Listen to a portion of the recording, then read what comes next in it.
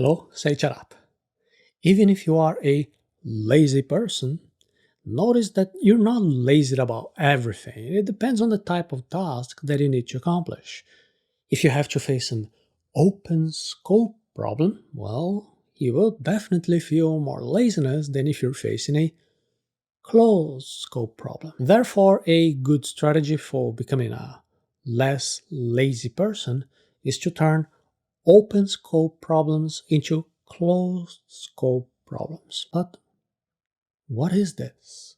What does an open scope problem, what does a closed scope problem mean? How can you end laziness using this type of technique?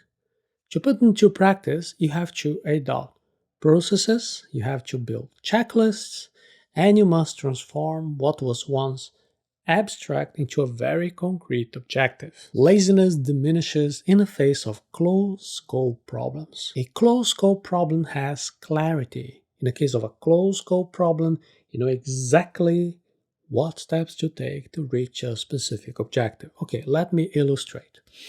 For example, making a cake, following a recipe. Well, you take the ingredients, you follow all the steps of the recipe, and at the end, you have the cake, which is ready to be eaten. It is a predictable process. You know exactly how to get from the starting point until the end point. For this type of problem, overcoming laziness is relatively easy. In fact, you just need to break the inertia by starting with one small task, and that will be doing this snowball effect, will make you continue doing the others. This is quite different from what happens when you have to face an open scope problem. In the open scope problem, there is uncertainty. The steps to be taken are not clear. This is a big problem. Setting up a successful business, or having a good romantic relationship, or gaining financial independence. What about living in another country? These are all examples of big, imprecise tasks with 1,000 variables. Here there is no cake recipe with a guaranteed step-by-step procedure or a certainly predictable goal. What happens if you try to think about everything that you have to do to achieve any one of these complex, open goals? It is normal for you to be feeling lazy just from imagining all the work it will take. So the best way to avoid laziness in this case is to basically transform, to turn these open scope problems into closed scope problems. If your laziness is big, you can break it down into smaller pieces. And to do this, you can break large, open problems into small, closed problems. The most efficient way to turn open scope problems into closed scope problems is to break big goals into smaller tasks. And then you can turn what was once abstract into something very concrete. Imagine, for example, you want to build a successful business. Well, okay, that is a vision, that is a goal, that is an open scope. It is large, it is an imprecise problem, it has many variables. You will feel lazy. You need to take that big problem and break it down into smaller tasks. For example, you have to talk to accountants or lawyers and then formalize the opening of the legal entity. This is a specific action. There is a checklist for that. There is a concrete process or concrete objective at the end of this process. On creating and also using checklists, you can see our Arata Academy summary, the episode number 24. To-do lists organized into checklists, they are of enormous value for your planning. When you have the step-by-step procedure well defined, you merely need to start moving through your steps one by one until you reach your specific goal. Ideally, you have a closed scope problem that can be specific, measurable, predictable, and not time consuming. A good trick to do all of this is to go backward.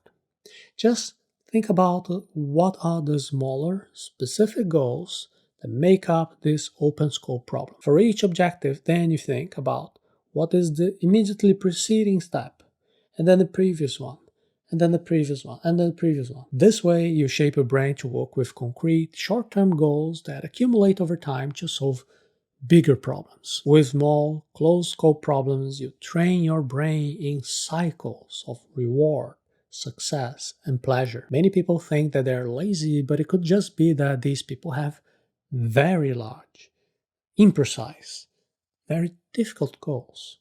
There is no clarity. Your brain will never want to go and face a problem where the suffering is too great and the chances of success are minimal. So when you break open scope problems down into smaller, specific tasks, you basically align your activities with what your brain enjoys, which is reward, success, and pleasure circuits. You feel accomplished. You make a small series of activities. They're all feasible. You can complete them. And just like as you advance, as you complete them, you receive a specific reward. Ideally, these small problems are not always of the same time. The brain likes predictability, but also enjoys surprise. Varying the types of challenges is also important to beat the laziness that comes from always doing the same thing over and over again. Also, you should not focus only on the outcome of each problem. This is something that might discourage you a little bit. For example, if you're learning to play an instrument, a musical instrument, avoid getting too anxious about playing that entire song perfectly. Remember, you're learning. Therefore, you'll only be able to play a small part. And even then, that small part, it is natural, you'll be a little bit out of tune. So the important thing is that you complete the process, you do the task, you just learn a little bit more. The end result, the complete song, it doesn't matter at the moment, not right now. What matters is that you are progressing, you have the experience, your continued improvement. If necessary, then you can take a leap into the dark. At least you'll get started. It is not always possible to turn these open scope problems into small, closed scope problems. We often have no idea how to break down a bigger problem and then identify what are the smaller problems that we're encountering, the exact steps, and decide exactly what we have to do. In such cases, you must take a leap into the dark. You need to throw yourself into the process, get started, take action, do one task, the first one that you're able to figure out, in a hope that the next task will reveal itself soon after. Often the path becomes more clear as you take the first steps and as you learn. You get more knowledge. It gets even easier if you use a plan like the one that we teach in the Planning Your Life training. If you can't predict all the steps to get from point A to point B, just focus on the first thing you can do, the first task. What you think right now can be the way to get started.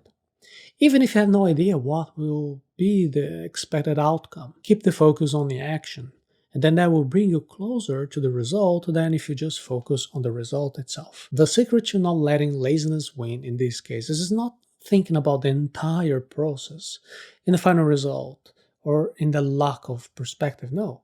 Instead of that, just think about the first step, the next activity you can do, the task that you can handle right now. And with that, the problem will decrease and the laziness also decreases along with it. Laziness appears more when you have to face open scope problems. So a good strategy to deal with laziness in these cases is to transform open scope problems into closed scope problems, adopting processes and also checklists with very clear objectives. In the Planning Your Life course, you will learn exactly how to do this for your big life goals. We will identify together your big goals from the highest personal values and then unfold it. We're going to break it down into projects and later break it down again into tasks and habits that will help you. In that way, you'll always know what are the next steps that you need to take without feeling lazy or overwhelmed, but deciding what to do. So if you're interested in this type of planning, now I invite you to take a look at our special class of the Planning Your Life training by going to arata.se/planning your life.